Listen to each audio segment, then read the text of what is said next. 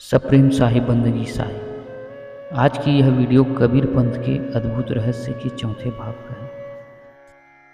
आज की इस चौथे भाग की वीडियो में सदगुरु कबीर साहब का सुकृत अंश धर्मदास जी को चेताने के लिए सत्यलोक से आगमन होने की है। तो चलिए दोस्तों, आज की यह वीडियो सदगुरु कबीर साहब की अद्भुत रहस्य के यह वीडियो शुरू करते हैं। सतपुरुष ने अपने सुकृत अंश धर्मदास जी को जीवों को काल के जाल से छुड़ाने के लिए भवसागर में भेजा था, लेकिन निरंजन ने अपने छल और कपट से सुकृत अंश धर्मदास जी को जन्म के साथ ही अपने जाल में फंसा लिया था।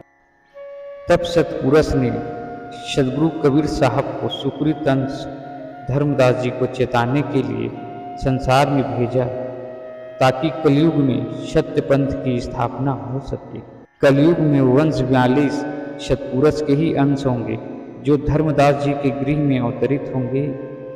सदग्रंथों में यह रहस्य कुछ इस प्रकार से वर्णित है। पुरुष आवाज उठे तिहि बारा, ज्ञानी बेगी जाहु संसारा। सुकृत भव सागर चले गयूं, काल जाल ते सुध बिसरेऊं। तिन कह जाए चितावह ज्ञानी, तेहि ते पंथ चले निर्वाणी। वंश 42 अंश हमारा, सुकृत गृह ले उठै अवतारा। ज्ञानी बेग जाहु तुम अंसा, सुकृत अंश कर मेटहु फंसा। सतपुरुष के आदेशानुसार सदगुरु कबीर साहब सुकृत अंश धर्मदास के आगमन के पीछे ही 3 वर्ष पश्चात विक्रम संवत 1455 में काशी में प्रकट हो गए। धर्मदास जी को खोजते खोजते सदगुरु कबीर साहब 1520 में धर्मदास जी से पहली बार मुलाकात हुई और फिर उनके घर पहुँचे। जब सदगुरु कबीर साहब बांधवगढ़ में पहुँचे तो धर्मदास और उनकी धर्मपत्नी माता अमीन की अपार श्रद्धा, भक्ति, अनुराग, आदर, सत्कार के भाव को देखकर सदगुरु कबीर साहब ने अपने भाव कुछ इस प्रकार से व्यक्त किए। चले हूँ हम कब शीस नवाई, धर्मदास अब तुम लग आई। धर्मदास तुम नीरू अवतारा, आमिन नीमा प्रगट विचारा। तुम हो आहु प्रिय मम अंसा, जा कारण तब मेटहु संसार। पुरुष ही आज्ञा तुम्हें ढिग आवे, पिछले हेतु पुनि याद करावे। उपयुक्त चौपाई को पढ़कर कुछ पाठकगण सोचेंगे कि इधर धर्मदास जी का जन्म हो चुका है और अभी नीरू भी जीवित है, तो यह कैसे संभव है कि दोनों एक साथ हैं। इसी तरह धर्मदास जी की पत्नी आमीन माता भी है और कबीर साहब का लालन पालन करने वाली नीमा भी अभी जीवित है। तब एक आत्मा के साथ 2 शरीर कैसे संभव है? सदगुरु कबीर साहब की वाणी वचनों के कहने का भाव यह है कि जो स्नेह, अनुराग, आदर, सम्मान का भाव मैंने नीरू में देखा, वही भाव तुम्हारे पास भी है।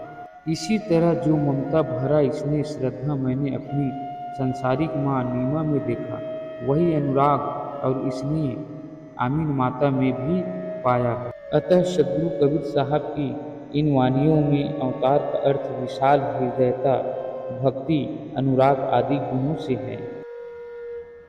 इन वाणियों में सदगुरु कबीर साहब ने धर्मदास जी और आमीन माता को नीरू नीमा की उपमा दी है। अतः एक आत्मा 2 शरीर जैसे भ्रम की यहाँ कोई गुंजाइश ही नहीं है। सदगुरु कबीर साहब ने इन वाणियों के माध्यम से एक उदाहरण के तौर पर दिया गया है। यहाँ 2 शरीर जैसा कोई भ्रम नहीं है। इस प्रकार सदगुरु कबीर साहब ने धर्मदास जी से कहा कि तुम मेरे ही अंश हो और मैं सतपुरुष की आज्ञा से ही मैं तुम्हारे पास आया हूँ।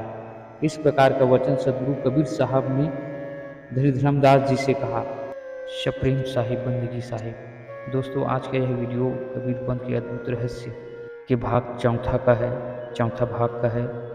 आज की इस वीडियो में सदगुरु कबीर साहब का सुकृत अंश धनीधर्मदास जी साहिब को चेताने के लिए सत्यलोक से इस धराधाम में आगमन किस प्रकार से हुआ, कैसे हुआ, इस विषय पर यह वीडियो है। दोस्तों, आप इस वीडियो को ध्यानपूर्वक जरूर सुनिएगा।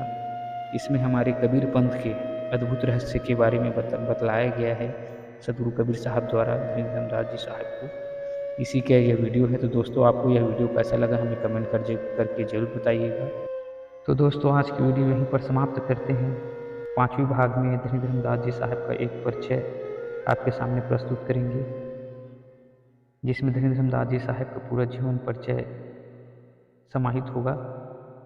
इस विषय पर हम आप के लिए वीडियो बहुत जल्द बनाकर लेकर आएंगे। तब तक के लिए आज्ञा दीजिए। साहिब बंदगी साहिब।